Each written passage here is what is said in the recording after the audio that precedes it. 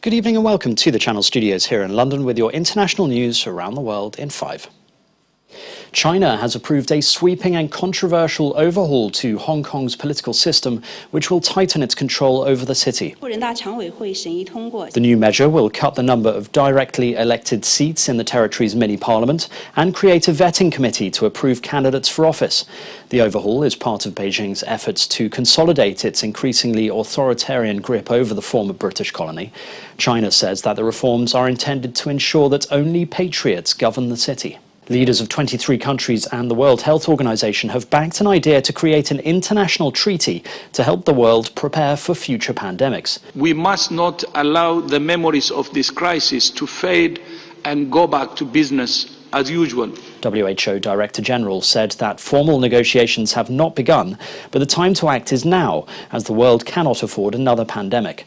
A new treaty would help to establish better systems for alerting people about potential pandemics and also improving the sharing of data and distribution of vaccines and personal protective equipment. Human Rights Watch has said that Lebanon's military intelligence has forcibly disappeared and allegedly tortured people who protested against lockdown conditions.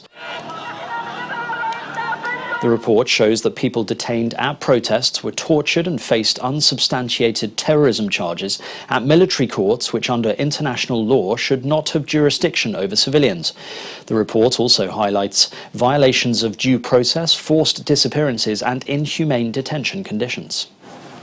Brazil's President Jair Bolsonaro has replaced 6 cabinet members as his popularity plummets over his handling of the pandemic. The sweeping cabinet reshuffle comes after mounting pressure as Brazil's health service is reported to be on the brink of collapse. He has consistently opposed quarantine measures and told Brazilians to stop whining about the coronavirus pandemic. More than 300,000 people have died of COVID-19 in the country, with more than 12 million confirmed cases. Kenya is facing an acute shortage of oxygen in hospitals across the country. The shortage has been caused by a rising number of COVID-19 cases as the country experiences a deadly third wave.